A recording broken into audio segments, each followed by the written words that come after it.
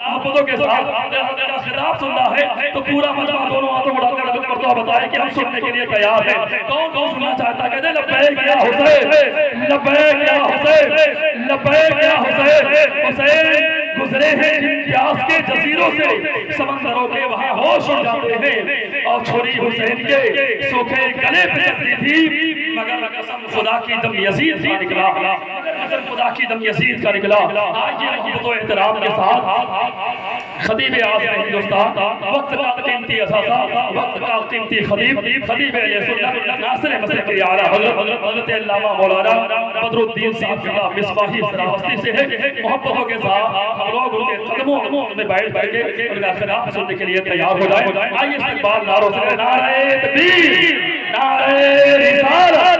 لطف کا احساس لیے بیٹھا ہوں، دور رہ کر بھی تجھے پاس لیے بیٹھا ہوں، جشن کی پھوٹ نہ ڈالے میرے میخانے کو، ہاں ساقی میں بہت پیاس لیے بیٹھا. میں عرض یہ کر رہا تھا، جادو وہ ہے جو سر جا کر بولے.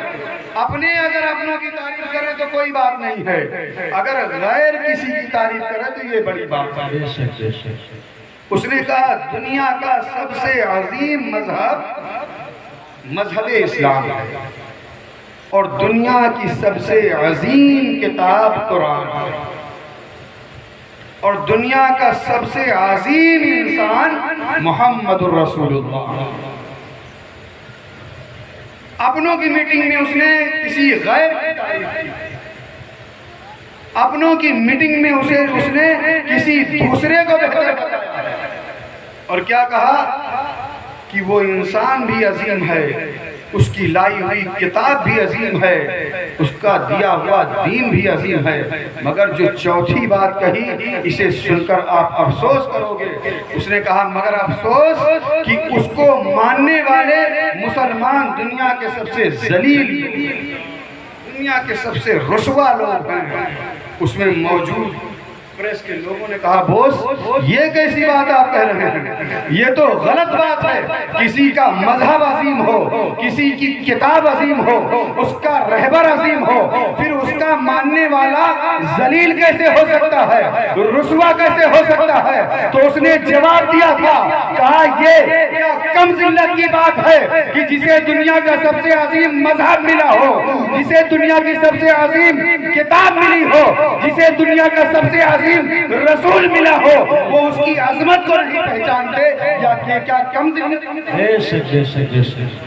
اب سوچو آپ کہ دوسروں کی نظروں میں ہم یہ کہے جاتے ہیں کہ ہمارا رسول سب سے عظیم ہے، اور بے شک عظیم ہے.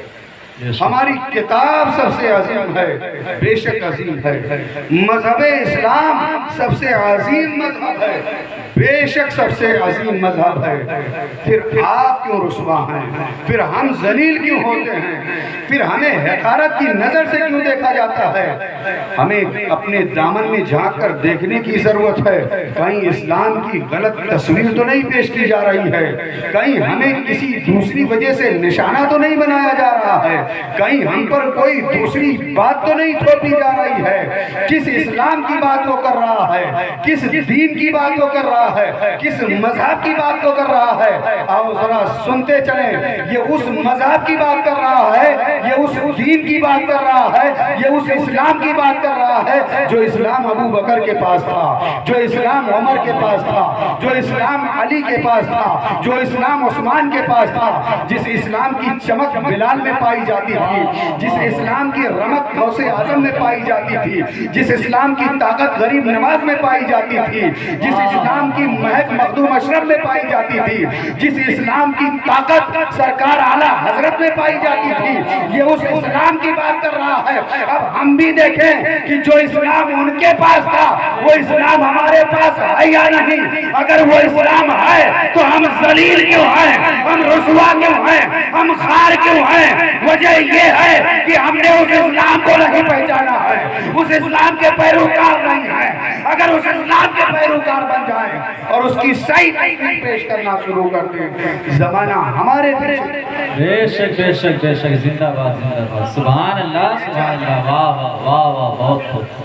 کہ ہم سمجھیں، اپنے آپ کو بھی سمجھیں اور جس وجہ سے ہم مسلمان کہے جاتے ہیں اسے بھی جاننے کی کوشش کریں۔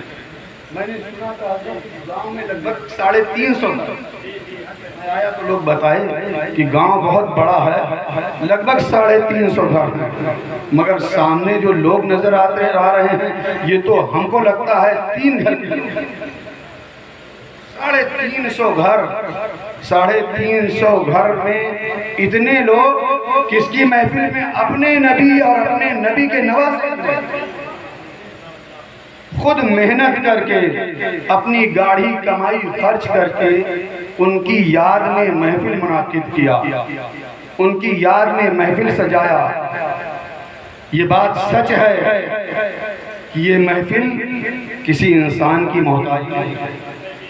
لوگ آئیں یا نہ آئیں، آپ چند لوگ یہاں موجود ہیں، اگر یہ چند لوگ بھی نہ ہوں اور اسے محفل مصطفیٰ کا نام دے دیا جائے، صرف ایک آدمی بیٹھ کر پڑھے اور سنائے تو اس میں انسان نہیں آئیں گے تو نہیں آئیں گے، اللہ کے مقدس فرشتے حاضر ہوا۔ سبحان اللہ سبحان اللہ، واہ واہ۔ سوچیے اگر کوئی ایسی محفل ہوتی جہاں سے فرشتے بھی بھاگتے، اچھے لوگ بھی بھاگتے، اچھی سیرت والے بھی بھاگتے، تو ہمارے بھائی وہاں صف اول میں نظر آتے، بے شک بے شک، حق ہے۔ وہاں سب سے آگے نظر آتے۔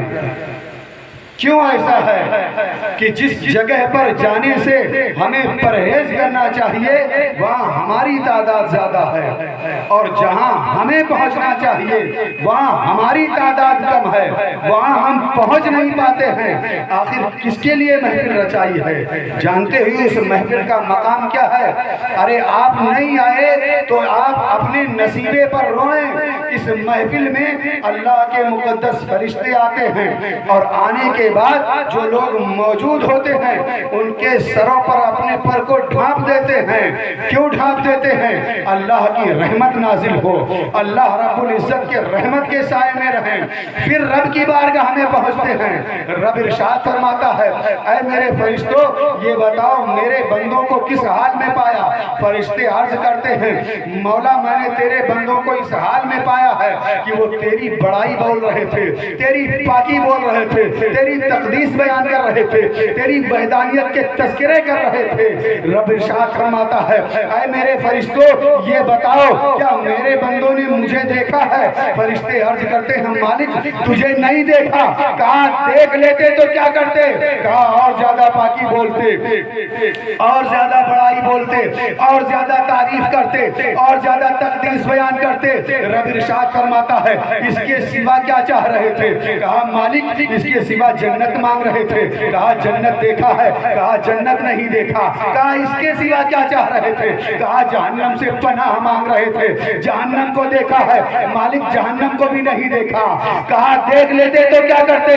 اور زیادہ پناہ مانگتے، جنت کے خواہاں ہوتے، تیری تعریف بیان کرتے۔ رب ارشاد فرماتا ہے، اے ملائکہ تم سب گواہ ہو جاؤ، میں نے ان کے گھر پلٹنے سے پہلے ان سب کی مغفرت۔ سبحان اللہ سبحان اللہ سبحان اللہ،